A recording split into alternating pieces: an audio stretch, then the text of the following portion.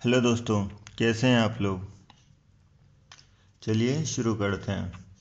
तो यहाँ पर क्वेश्चन में लिखा है कि फिल दी बॉक्सेस यूजिंग 1 3 5 7 9 11 13 और 15। ये सारे ही ओड नंबर हैं, एक विषम संख्याएं हैं।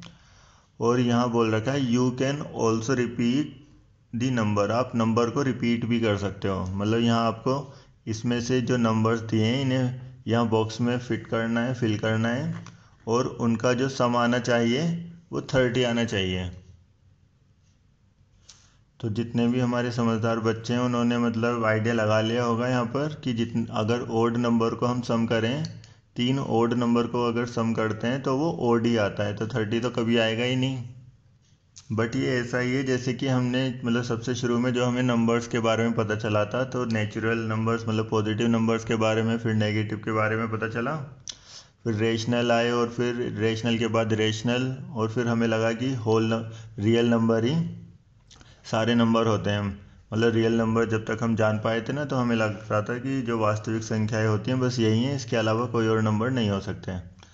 तो और उसके बाद हमने देखा कि नंबर तो इमेजनरी भी हो सकते हैं। तो इमेजनरी नंबर आने के बाद हमारी जो मैथ्स की फील्ड थी मतलब वो और बड़ी हो गई। तो मतलब हम कह सकते हैं कि हम कुछ एक्सप्रेशन अगर इन नंबर्स के साथ लगा देते हैं तो इन नंबर्स की ना वैल्यू ही बदल जाती है। मतलब उन नंबर्स को हम फिर कुछ और पढ़ सकते हैं। वैसे ये क्वेश्चन यूपीएससी में मतलब पूछा गया है, इंटरव्यू में पूछा गया था ये आईएएस के। तो अगर आप समझ चुके हैं मतलब क्या आंसर होगा तो अच्छी बात है, नहीं तो कोई टेंशन मत लेना, इतनी कोई बड़ी बात नहीं है। तो मैं यहाँ पर 3 वे बताऊँगा आपको, तो आप बाकी बहुत से और भी तरीके हैं जिनसे ये क्वेश्चन सॉल्व हो सकता है।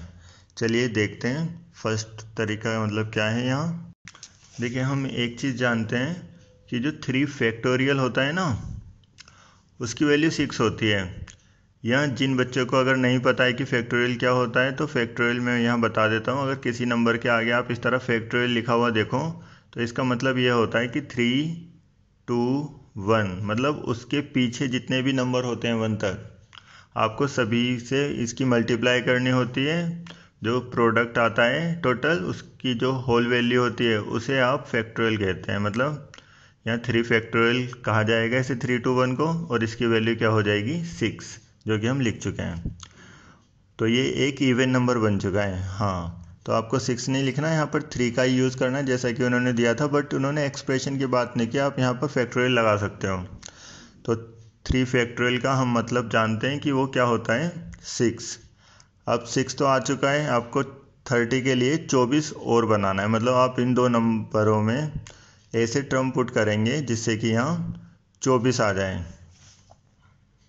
तो मैं जैसे नंबर यहाँ पर लिख चुका हूँ, 24 लाने के लिए आप कह सकते हैं कि आप अगर 13 और 11 को ऐड करेंगे तो 24 आ जाएगा। आप यहाँ 11 और 13 लिख सकते हैं, या इन्हें अरेंज कर सकते हैं आप 3 फैक्टोरियल पहले, 11 यहाँ 13 यहाँ, या कहीं भी आप इन्हें मतलब अरेंज कर 30 ला सकते हैं।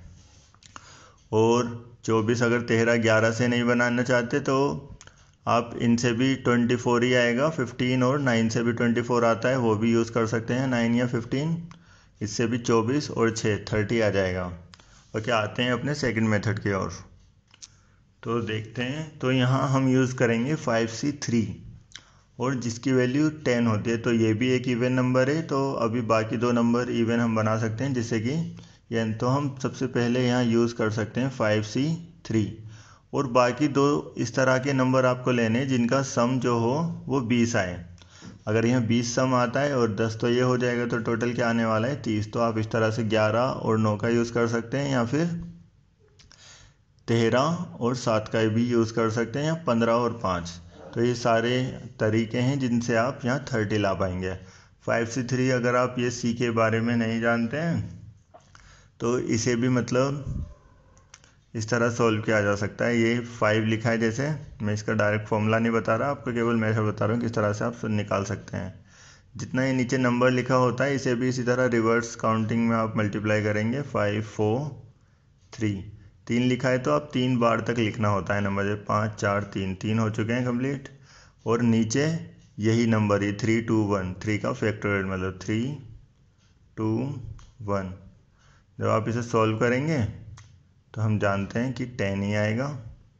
तो यहाँ मतलब आप यूज़ कर सकते थे 5C3, और यहाँ पर आपको टोटल इस तरह के नंबर लेने जिनका सम कितना हो 20, और क्वेश्चन में ऐसा बोला गया है कि नंबर को रिपीट किया जा सकता है, इसलिए 5 हमने यहाँ लिया था, 5 को हमने यहाँ भी यूज़ किया है।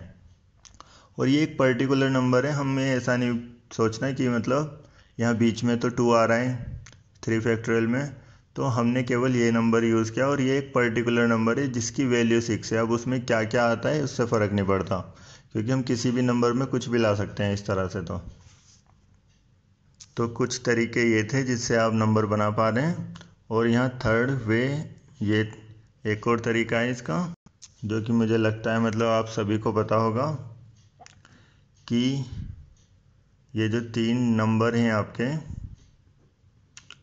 जो हमारा 9 होता है ना, उससे अगर रिवर्स करेंगे, उल्टा कर कर देखेंगे, तो वो मतलब 6 की तरह दिखता है। तो हम मतलब 9 को रिवर्स कर कर भी लिख सकते हैं यहाँ। तो ये 6 आ चुका है, और बिल्कुल वैसे ही जब हम 6 हमने 3 फैक्टोरियल की वे में लिया था, यहाँ अभी 6 डायरेक्ट है, तो आप जो वे यहाँ पर थे, मतलब जो नंबर आपने यहाँ पुट किए थे वही नंबर यहाँ भी पुट किए जा सकते हैं। तो यही थे यहाँ पर टोटल नंबर ऑफ वे जिनसे आप बना सकते हो यहाँ सम 3 नंबरों को जोड़कर 30, और केवल हमने इन्हीं डिजिट्स का यूज़ किया है।